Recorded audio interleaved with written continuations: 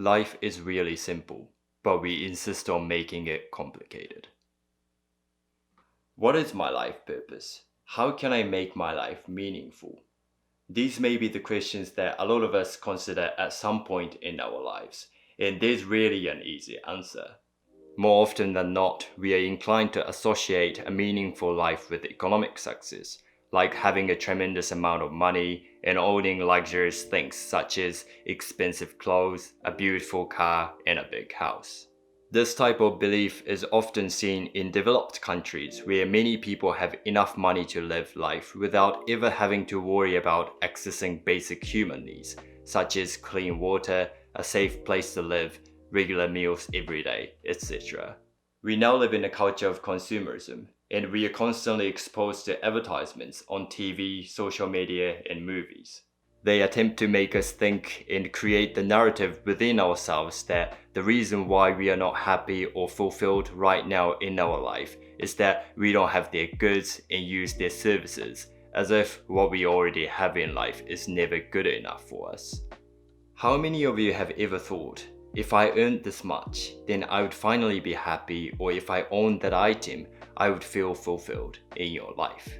Well, I don't know about you, but I used to think like this quite often until recently. So while I was in university in New Zealand, I found an internship at a local company. Then I began working extremely hard. I got my first job as a sales and marketing coordinator and got promoted to a regional sales manager in a year.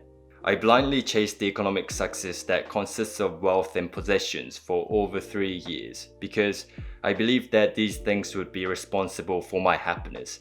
But in fact, I didn't feel fulfilled at all, no matter how many items that I purchased.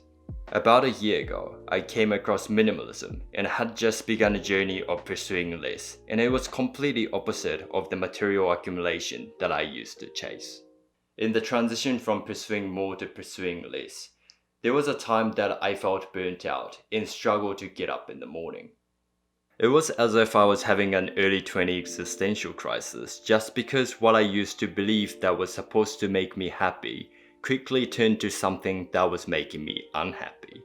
Whenever I feel lost or down in life, I read books to see other people's perspectives. So this time, as usual, I went to a local bookstore and came across this book called Ikigai, which instantly got my attention. Ikigai is a Japanese concept that essentially means a reason for being, which is the thing that gets you out of bed each morning. I was aware of the meaning of Ikigai because I grew up in Japan, but I was curious about the Western perspective of Ikigai that was written in English. When I read this book about Ikigai, it was fascinating because how I understood Ikigai from my Japanese perspective was quite different from the Western perspective of Ikigai. If you have read the book before, you must know that there's a popular diagram that describes what Ikigai looks like.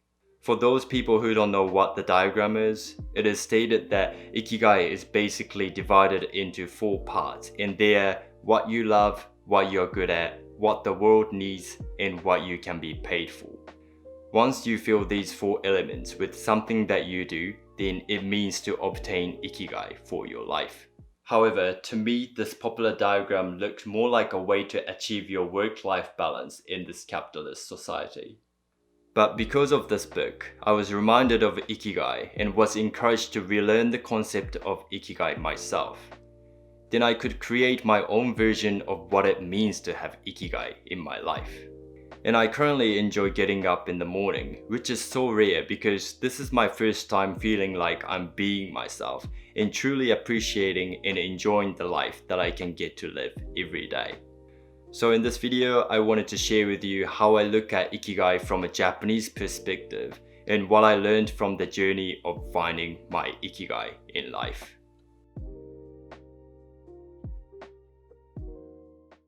What does Ikigai mean to me?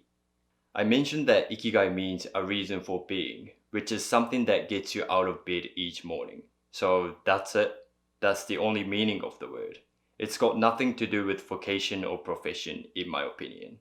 But you see, the majority of people, including myself, work in 9-to-5 jobs.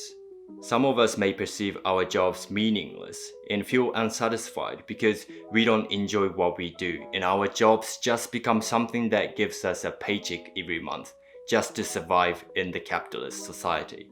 So integrating vocation and profession with the concept of ikigai can be a great way to achieving one's stability and fulfillment in our modern society.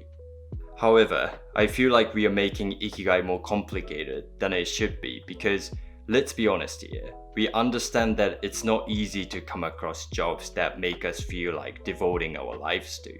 In Japan, I often hear people say things like, my child is my ikigai, playing sports is my ikigai, sleeping is my ikigai, etc. Some people have one ikigai while others have many. As for me, ikigai is something that I can continue doing for a long time, and I consider that the diversification of ikigai is important. For example, I mentioned that some people say my child is my ikigai, which makes sense, but eventually your child will grow up and live her own life. So when that happens, your ikigai will be gone. If that's the only ikigai that you had, then it might make you feel empty on the inside. But if you have other things that you can call ikigai, then you can easily switch your focus on other things and keep living your life.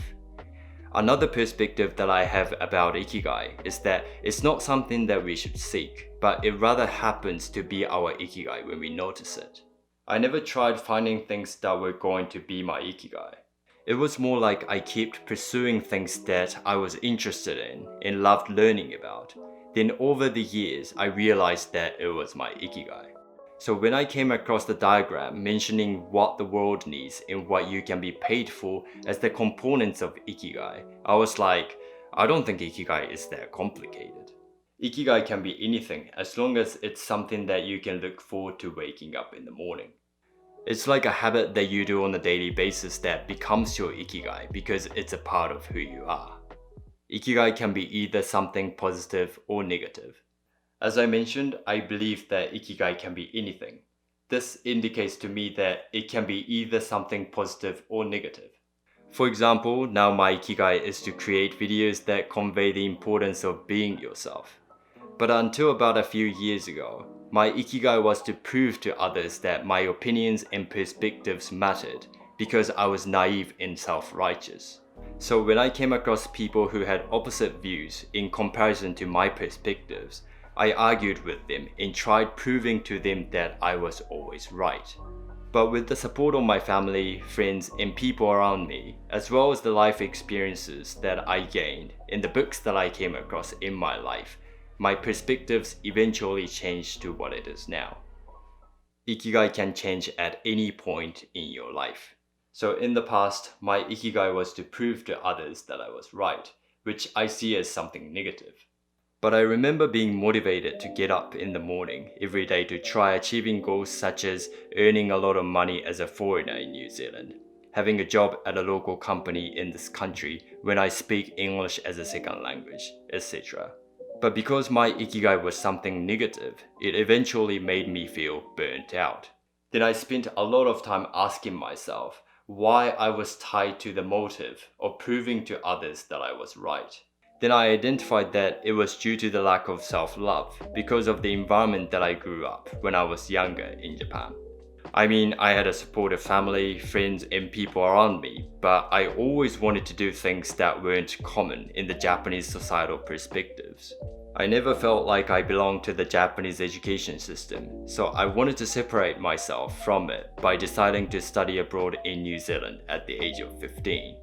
And I had a lot of pushback and questions from others like, why don't you want to live like a normal person who finishes high school, university, and works for a company? Senna, you're just running away from the schooling in Japan. Everybody else does it, so why don't you do the same? Because if not, you're going to regret it in the future, etc. But what they didn't see was the passion that I had towards learning English, and I was determined to go my own way, no matter what other people told me.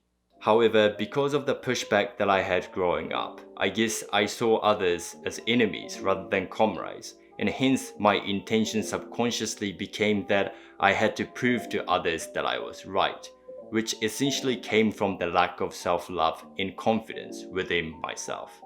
When I discovered this, I felt relieved, and although I was making videos on YouTube for many years before this finding, I could finally understand that the content that I wanted to make was about conveying the importance of being yourself. That was when my Ikigai shifted from something negative to something positive. Even a lot of Japanese people don't practice Ikigai. Now you might ask, oh Sena, it's because you're Japanese so that you can understand and practice Ikigai easily. You might even have a perspective that Japanese people live happily because we know Ikigai. However, if you come to stay here, then you notice that it's not the case at all. This word Ikigai was invented in Japan, and although a lot of Japanese people know what it means, a lot of us never practice Ikigai to live our life because the influence of capitalism and consumerism is greater than finding peace and happiness with the concept of Ikigai, which is quite sad, but it's what it is at the moment. Don't overcomplicate Ikigai because it's really simple. Ikigai means to simply find things that you love. As for me, what I can call my Ikigai are learning English, working out, reading books, creating videos on YouTube, and cutting my own hair at the moment. This might change depending on my life circumstances, like being in a relationship, not working in a 9-to-5 job, or having kids, etc. The reason why I think your Ikigai doesn't necessarily have to be something that the world needs is that I think just you being happy and fulfilled with your life creates positivity and does something amazing in the society. Say your Ikigai is to walk outside and enjoy the nature around you. Then what it means is that you're in a good state of mind by doing what you love. When you're happy, you're likely to pass positivity and happiness onto people around you. It might mean that you open a door for someone who comes from behind you when entering a building, and that person might open a door for someone else later on. It might mean that you say thank you for the meal to waiters, waitresses, and cooks as you leave a restaurant, which those people whom you said thank you to are likely to spread kindness and happiness to others around them. I think of this as a ripple effect. This is why Ikigai doesn't have to be overcomplicated, because you being in a good state of mind is already doing so much to the society, and it subconsciously encourages to spread kindness and happiness to others. One thing that I can tell you is that Ikigai doesn't come from external things, such as earning a lot of money, purchasing expensive things, or working in a big company, because as cliche as this may sound, I believe that the answer is always within ourselves. I believe that discovering our Ikigai is the end result of self-awareness and being true to ourselves. This comes by spending a lot of time with our own thoughts and perspectives, which some of us may not feel comfortable doing, but I believe this is an important step to figuring out what we think is really important and matter in our life. At the end of the day, whether you think of something that you do as your Ikigai or not depends on your way of looking at it. So without the self-awareness, you might simply be missing something that could be Ikigai for your life. I hope this video gives you a new perspective of understanding Ikigai from my point of view, and you create your own version of Ikigai that will give you happiness and fulfillment in your life. That's the end of the video today. I hope you guys enjoyed this topic. If you like this video, please give this video a thumbs up, because when you hit the like button, the YouTube algorithm helps my channel grow and reach people who are interested in the topics that I discuss on my channel. If you haven't subscribed to my channel yet, please consider subscribing, and I will keep striving to create videos that are worth your time. If you have any questions or comments, please let me know in the comment section below, and I will see you guys later. Bye!